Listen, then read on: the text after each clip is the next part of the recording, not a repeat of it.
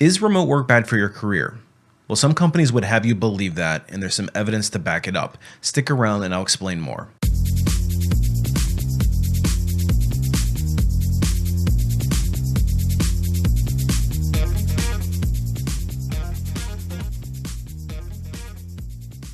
Hey everybody, it's Brian from A Life After Layoff, and today I want to talk about the impact of remote work on your career. Remote work's a hot topic and something that we're keenly interested in.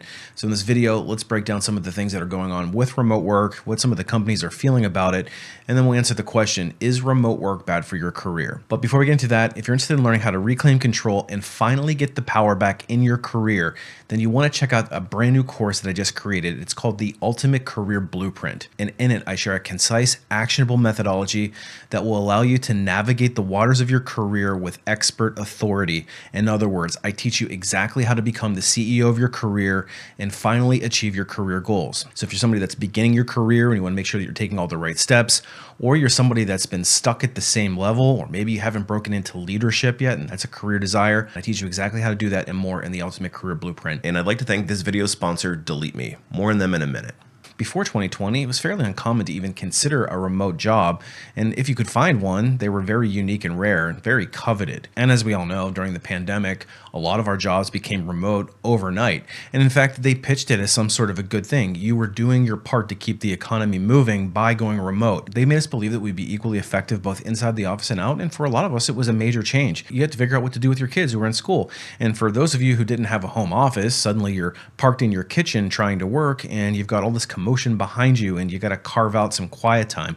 So we had to adjust as we went. But isn't it interesting that in 2022 and 2023, as the dust kind of settled, that suddenly you started seeing these same employers now demanding people come back into the office. And it's like, hey, wait a minute, we just got used to working remotely. And we found out through tangible and direct experience that we could be effective in a remote setting. So when all these leaders from these businesses demanded that their workforce return back to the office, and they used the reason of you're not effective if you're not inside these four walls and you're not showing FaceTime and you're not able to build camaraderie and creativity is stunted, essentially the opposite of everything that we were told 2 years previous, it came across as being very insincere. We already had proof of concept that we could work effectively remotely. Not to mention, we changed our lives around. Our world now revolved around remote work and we made it happen. So the idea of suddenly and seemingly overnight being forced back into the office was a major disruptor. And where this gets even more complicated is what's happened in the overall economy. Of course, we're all familiar with what inflation has been doing and what the housing market has been doing in particular. And put yourself back into the scenario in 2020. There's a lot of panic and you happen to be living in a very large population base and you want to get somewhere where you feel more safe. So your company announces that you're going 100% remote and you start doing it for a long period of time. At some point, you decide to move further away from the population density out into a more rural area. In some cases, some people may have moved an hour outside of the city. Some people may have moved 2 hours outside of the city. Some people may have moved across the country, but it didn't matter because we were working remotely. And at the time, a lot of us figured, well, if I have to move back, it's no big deal. I'll just sell the house and move back to the city again. So what we left behind, unbeknownst to us, was an interest rate below 3% and a housing market that still wasn't out of control. So then you move away, the housing market goes haywire, and then a couple years later, your employer demands you come back into the office. Now, this is, of course, if you've kept your job and haven't been laid off. So you have to make a hard decision. You either have to quit your employer and join the ranks of the unemployed in a really crappy labor market, or you have to move back to the city and try to figure out how to make that happen. And you discover that the house that you sold 2 years ago has now doubled in price and the interest rates are now triple what they used to be. So that means that your payment used to be $2,500 a month and now it's $6,000. And essentially moving back for that same job will represent a massive pay loss for you because of it. And what's happened is remote jobs have plummeted at the same time that remote candidates have skyrocketed. And so you've got this really difficult situation if you're somebody that's sitting in a rural area who doesn't have a lot of job opportunities. I mean, the local town, which is over an hour away, is not a major population hub, and it certainly isn't the population hub for the type of job that you might work. But the good news is that there are still some companies who do value remote work first, and those are the ones that I would be targeting. But you have to keep in mind, You're competing with all the other people who are in the same boat as you who want those coveted remote roles. So if you're just doing average stuff with average skills and average marketing ability of yourself, then you really need to step up your game and try to figure out ways to differentiate yourself, because it's a feeding frenzy.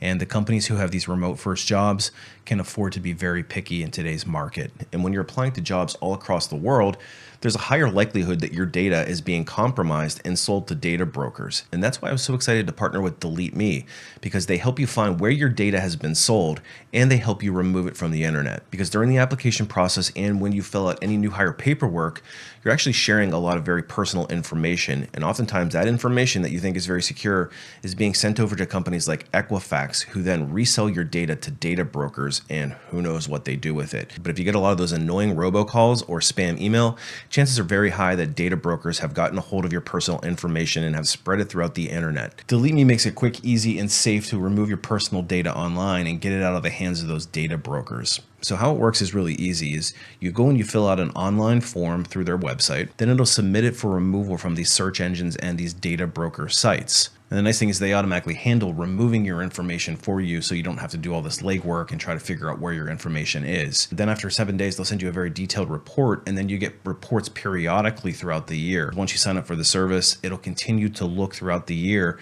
and remove any new data brokers that might have purchased your information. So it's a little bit like whack-a-mole. They constantly are popping up, so it's nice to have a service that's always looking to remove that stuff. And if you're interested in checking out the service yourself, you can use the code LAYOFF to get a 20% discount. I'll leave a link down in the comments for you to check it out if you're interested. And I think that the reason why some companies are so adamant about forcing their workforces back into the office is a couple of reasons.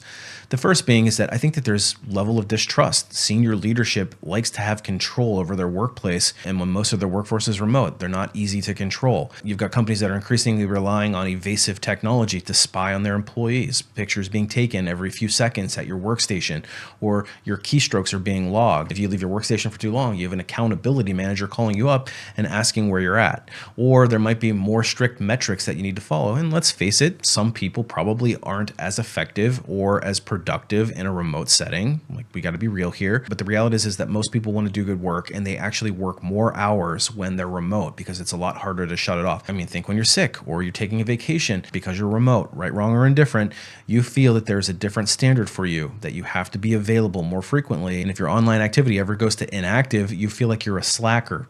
And so there's this constant need to have FaceTime even at the computer, and essentially you're chained to it. So these companies want to force these people back into the office so that they can keep a closer eye on what's going on and direct more of the work. And of course, they'll tell us that productivity and innovation come hand in hand by being in an office setting.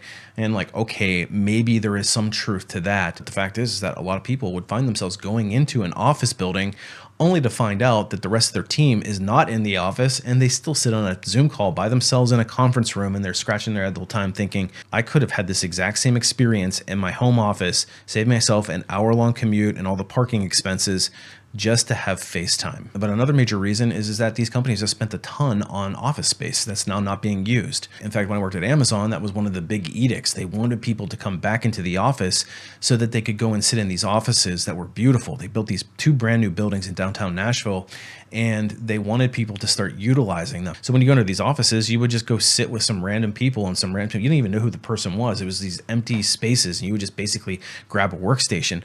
So when you're supporting a team that sits broadly, sits in other places, it's kind of pointless. But to them, they spent all this money and they wanted people to sit in these offices and take up space. What's happening now is that commercial leases are plummeting, and they're actually looking for ways to creatively use this space. So these are the 2 major reasons why I think that employers are demanding people come back to the workplace. Now they're taking it a step further and trying to use career progression against us. And in fact, Dell Corporation has told workers that they can stay remote, but if they do, they're not going to get promoted. And the ironic thing here is that Dell's actually had a hybrid work culture in place for over a decade, so way before the pandemic ever struck. And what they said in a recent return to work mandate is that you can stay remote if you want, but you're going to be punished if you do, in the form of you're never going to see a promotion. And under this new policy, everybody's going to be either hybrid or remote, and the hybrid workers will have to come into an approved office at least 39 days per quarter, which is equivalent to about 3 days per week. But they have the option of going fully remote if they want.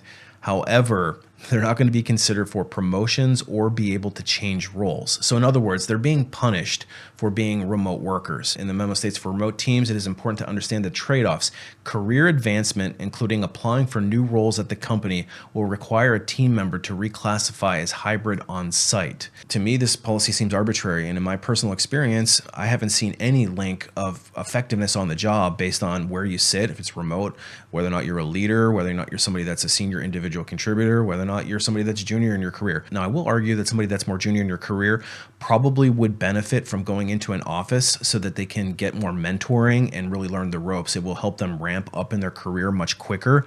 But somebody who's experienced, there's not really a compelling reason to have to go into an office if your job allows for it. But not only this, we've had other companies like JP Morgan Chase and some of the other big tech firms who have forced people back into the office. And Amazon has essentially waged war with a remote workforce, stating that if they don't go back into the office, that they're going to be impacted in their career. And I don't know if that was a subtle or veiled threat that if you don't come in, your name is going to end up on the layoff list. And they've certainly had enough layoffs in the last year. And the fact of the matter is that there is some data to suggest that remote workers are targeted more than their in-office counterparts when it comes to reductions in force. And unfortunately, I wish that I had better news for the remote worker who may be listening to this and saying, gosh, this sounds pretty bleak, because it kind of does. And the idea of having a fully remote career seems to be an increasingly difficult thing to accomplish. So I encourage you to look for ways to make sure that you're differentiating yourself and really making yourself a standout candidate. And that's actually something that I specialize in. I have a website called lifeafterlayoff.com, which helps people who have been affected by reductions in force. They've moved away from the office and suddenly they're on a layoff list. I've also got some resources that help you get back on your feet and achieve the career that you deserve, especially if you're a remote person. So check them out at lifeafterlayoff.com. Anyway, what are your thoughts? Do you feel like being a remote employee is bad for your career? Leave a comment and let me know. Anyway, appreciate you watching. We'll see you on the next one.